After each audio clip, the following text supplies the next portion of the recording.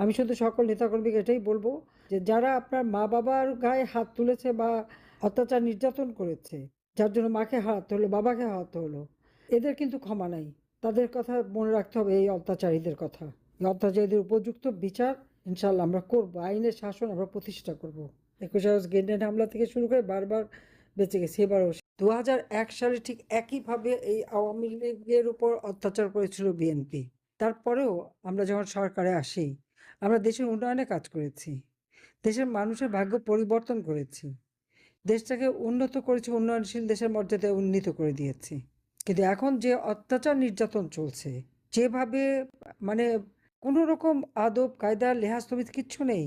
ছেলেকে পেল না বলে মা, বাবা, ভাই, বোন তাদের গায়ে হাত তোলে, তাদের উপর নির্যাতন করে। এ কি অসভ্যতা! এরা কি ভুলে যায় এদেরকে নিজেদের পরিবার নাই, মা বোন নাই, ঘরে মেয়ে নেই, স্ত্রী নেই? কেউ তো চিরদিন ক্ষমতায় থাকবে এই গ্যারান্টি নিয়ে আসেনি। আমি শুধু সকল নেতাকর্মীকে এটাই বলবো যে যারা আপনার মা বাবার গায়ে হাত তুলেছে বা অত্যাচার নির্যাতন করেছে, যার জন্য মাকে হারাতে হলো, বাবাকে হারাতে হলো, এদের কিন্তু ক্ষমা নাই। তাদের কথা মনে রাখতে হবে, এই অত্যাচারীদের কথা। এই অত্যাচারীদের উপযুক্ত বিচার ইনশাল্লাহ আমরা করব, আইনের শাসন আমরা প্রতিষ্ঠা করব। 21 আগস্ট গ্রেনেড হামলা থেকে শুরু করে বারবার বেঁচে গেছি, এবারও সেই অবস্থা। তখন আমি জানি যে আমি টুঙ্গে পাড়া যাচ্ছি, কিন্তু যখন আমরা বর্ডার ক্রস করি তখন আমাকে জানানো হলো, আমাকে আমাদের পিজিআর, এসএসএফ এবং আমার মিলিটারি সেক্রেটারি বললো যে না, আমরা আমরা অমুক জায়গায় যাচ্ছি, নাহলে আপনাকে বাঁচাতে পারবো না। তাহলে বাঁচাটাই কি জীবনের সব? সেই থেকে এই প্রবাসে বঙ্গবন্ধুর স্মৃতি জাদুঘর ধ্বংস, 32 নম্বর আগুন দিল, এরপরে আবার বুলডোজার দিয়ে ভাঙা, আর এখন পর্যন্ত ওই ভাঙা ইটের বাড়িটাও তাদের ভয়। কেন ভয়? সেটা আমার প্রশ্ন। ওখানে তো কিছু নাই, সবই তো লুট করে নিয়ে গেছে, সব স্মৃতি শেষ। যেটুকুনি আমরা বেঁচে ছিলাম, আমরা তো ওই বাড়িটা ভোগ করতে যাইনি দুই বোন, আমরা তো জনগণকে দান করে দিয়েছিলাম। আর ওই ট্রাস্ট করে, ট্রাস্ট ফান্ডে কত ছেলে মেয়েদেরকে পড়াশোনা, কত সাহায্য করেছে। গ্রেনেড হামলায় আহত নিহত পরিবার থেকে শুরু করে দুস্থ পরিবারদের সাহায্য, কোভিডের সময় 5 কোটি টাকা দিয়ে ফান্ড করে দিয়েছি পিএমওতে মানুষকে সাহায্য করতে। ভূমিহীনদের ঘর করার জন্য ওই ট্রাস্ট ফান্ডে থেকে 5 কোটি টাকা দিয়ে ফান্ড তৈরি করে দিয়েছি, ভূমি কিনে, জমি যাতে কিনে সেই ভূমিহীনদের ঘর বাড়ি করা যায়। 8 লক্ষ পরিবারকে আমরা ঘর দিয়েছি বিনামূল্যে, যেটা আব্বা শুরু করেছিলেন প্রথম। তো অপরাধটা কি করলাম সেটাই তো প্রশ্ন। আর এই যে আওয়ামী লীগের নেতা কর্মীদের উপর অত্যাচার, তাদের কি অপরাধ? আওয়ামী লীগ ক্ষমতায় ছিল বলেই তো দেশটা উন্নতি হয়েছিল। আর আওয়ামী লীগে প্রতিষ্ঠিত হয়েছিল বলেই তো বাংলাদেশ স্বাধীন হয়েছে জাতির পিতা বঙ্গবন্ধু শেখ মুজিবের নেতৃত্বে। আর সেই আওয়ামী লীগ নিষিদ্ধ করবে সাধ্য কার? তাদের কোনো সাধ্য নাই, কারণ তারা অবৈধ। জিয়াউর রহমান থেকে শুরু করে সবই তো অবৈধ ক্ষমতা দখলকারী। এই যে বিশ্ব বাটপার ইউনূস, সেটাও তো অবৈধভাবে ক্ষমতা দখলকারী। 2026 সাল 12 ফেব্রুয়ারি নির্বাচন হলো, সেটা তো প্রহসনের নির্বাচন।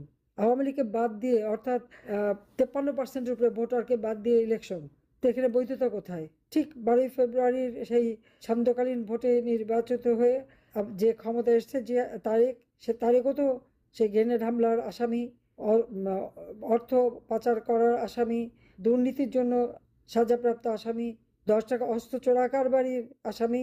আর ইনুস ছিল লেবারদের অর্থ আত্মসাৎকারী সাজাপ্রাপ্ত আসামি। আসামিদের রাজত্ব শুরু হয়ে গেছে বাংলাদেশে আজকে, যে জন্য মামলা, হামলা এগুলিই চলছে। আর মানুষের ভাগ্য পরিবর্তন নাই। হাজার হাজার শিশু মারা যাচ্ছে টিকার অভাবে, মানুষ খেতে পায় না। লক্ষ লক্ষ শ্রমিক বেকার, দিনমজুর রিক্সাওয়ালা, তারা মাথার ঘাম পায়ে ফেলে একবার খাবার জোটাতে পারে না। কৃষক উৎপাদিত পণ্যের মূল্য পায় না, সার পায় না। এই অবস্থা বাংলাদেশের। চরমভাবে বাংলাদেশটাকে ধ্বংসের দিকে নিয়ে গেল কেন? সেটাই আমার প্রশ্ন। তবে যখন বেঁচে আছি ইনশাল্লাহ ফিরে আসব, এবং আবার এই বাংলাদেশের মানুষ যাতে হেসে খেলে সুন্দরভাবে বাঁচতে পারে সেটুকু আমি করব। এটাই আমার প্রতিজ্ঞা আজকের দিনে। যে প্রতিজ্ঞা নিয়ে 17ই মে 81 সালে বাংলাদেশে ফিরেছিলাম, এবং সেটা সফল হয়েছিল। সেই সাফল্যকে যারা নষ্ট করেছে, শাস্তি তাদের পেতেই হবে। আর আবার বাংলাদেশের মানুষ উন্নত জীবন পাবে, সাফল্য পাবে, এটাই আমার প্রতিজ্ঞা। কারণ হারাবার তো কিছু নেই। বাপ মা ভাই বোন সব হারিয়েছি, যে 32 সময় স্মৃতিটুকু সেটাও গেছে। আমার স্বামীর একটা বাড়ি ছিল, সেটাও ভেঙে দিয়ে লুটপাট করে নিয়ে গেছে। কাজে হারাবার আর কি আছে? আছে আমার জনগণ।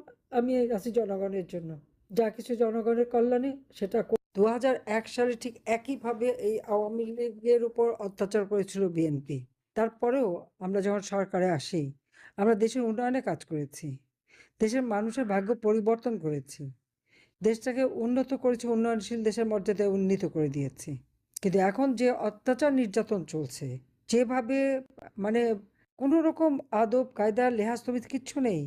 ছেলেকে পেল না বলে মা, বাবা, ভাই, বোন তাদের গায়ে হাত তোলে, তাদের উপর নির্যাতন করে। এ কি অসভ্যতা! এরা কি ভুলে যায় এদের কি নিজেদের পরিবার নাই, মা বোন নাই, ঘরে মেয়ে নেই, স্ত্রী নেই? কেউ তো চিরদিন ক্ষমতায় থাকবে এই গ্যারান্টি নিয়ে আসেনি। তাহলে কিভাবে এইভাবে নির্যাতন করতে পারে? আর মেয়েদের গায়ে হাত তোলা এটা মানে মনে হয় যেন সেই পাকিস্তানি হানাদার বাহিনী ক্যাম্পে নিয়ে রেপ করেছে, নির্যাতন করেছে, আর এরা তার থেকে এক কদম বেশি। ঘরে ঘরে হামলা, সংখ্যালঘু সম্প্রদায়, আওয়ামী লীগ এবং সহযোগী সংগঠনের নেতাকর্মী, অগণিত নেতাকর্মী, আইনজীবী, ডাক্তার, সাংবাদিক, পেশাজীবী কাউকে বাদ দিচ্ছে না। এমনকি অফিসাররা, আমাদের সময় যারা কাজ করেছে, তারা তো দেশের উন্নয়নে অবদান রেখেছে। আওয়ামী লীগকে নিষিদ্ধ করেছে, ছাত্রলীগ নিষিদ্ধ। এটা নিষিদ্ধ করে কে? অবৈধভাবে ক্ষমতা দখলকারী, মেটিকুলাস ডিজাইনের মাধ্যমে যে ক্ষমতা দখল করেছে বিশ্ব বাটপার ইনুস, আর তার দোসর হয়ে গেছে এখন সেই গ্রেনেড হামলাকারী, 10টা অস্ত্র চোরা কারবারি, দুর্নীতিবাজ, মানি লন্ডারিং করে যার বিরুদ্ধে এফবিআই সাক্ষী দিয়েছে, সে এখন ক্ষমতায়। কি দুর্ভাগ্য এই বাংলাদেশের মানুষের! যারা দেশের উন্নয়ন করে, মানুষের কল্যাণ করে, তারা ক্ষমতা থাকতে পারে না। যারা লুটে খায়, দুর্নীতি করে, মানুষ হত্যা করে, তারাই ক্ষমতায়। শ্রমিকদের অর্থ আত্মসাৎ করে শ্রমিক আদালতে সাজাপ্রাপ্ত ওই বিশ্ব বাটপার ইউনূস, এদের লজ্জা শরমটাও নাই। আমি একটা কথা বলবো, যেভাবে দিন চলবে না।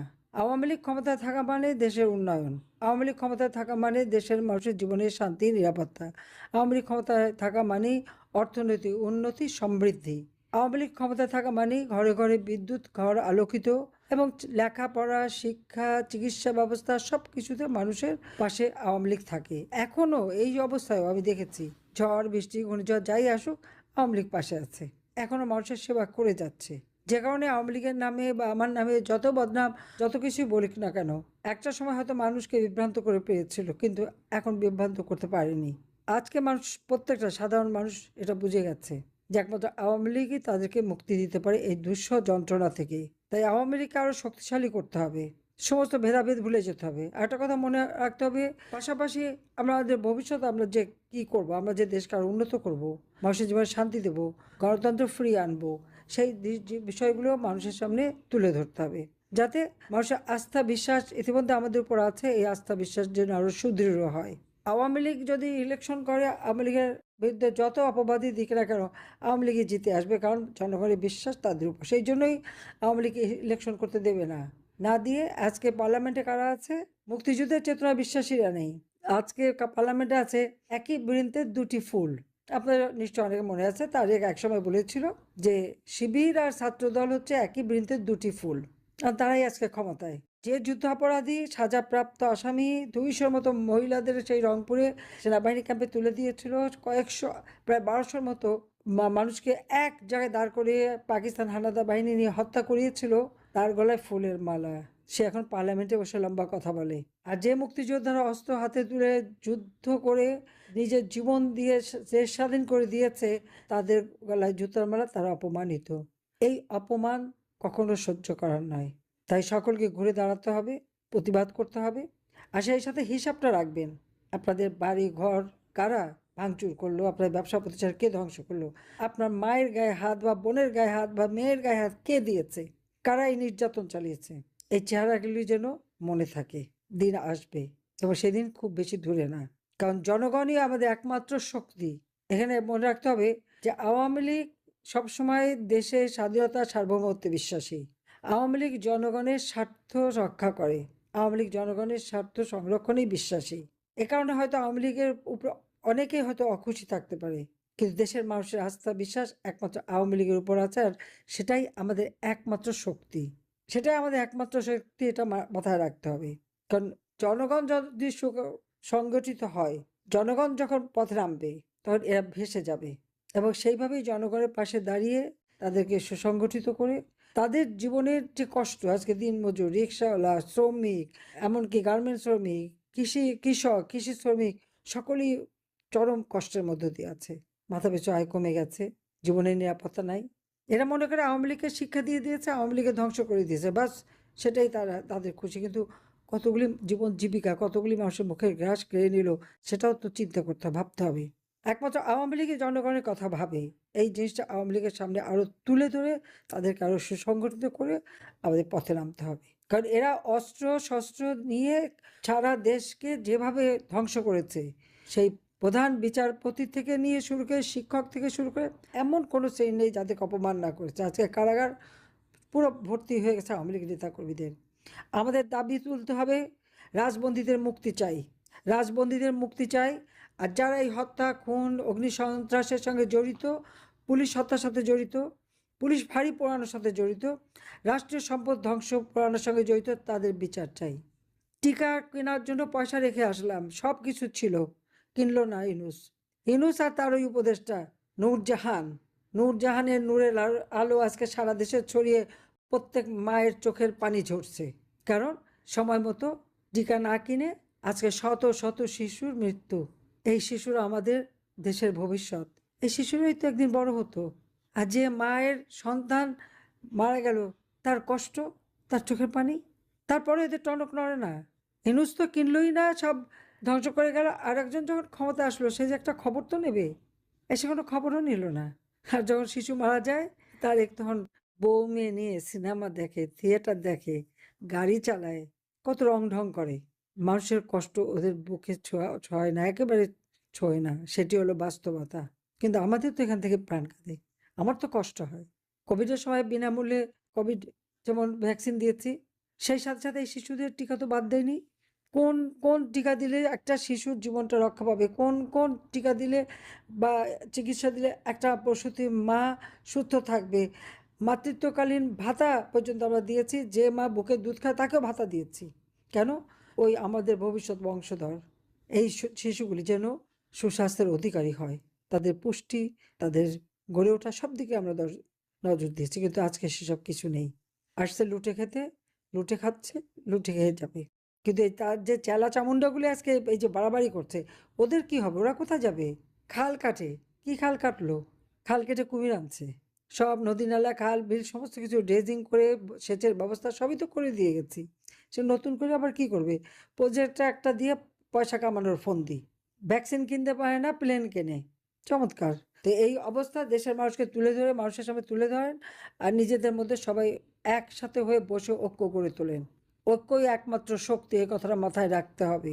কে কি করেছে না করেছে, করতে পারেনি, সেগুলি বিচার বিবেচনা না করে সবাইকে এক হয়ে কাজ করেন। এই এই দুঃসময়ের সবাইকে এক হতে হবে এবং এক হয়ে রুখে দাঁড়াতে হবে। এই অন্যায়ের বিরুদ্ধে প্রতিবাদ করতে হবে, শিশু হত্যার প্রতিবাদ করতে হবে। আর কারাগারে আমাদের নেতাকর্মীদের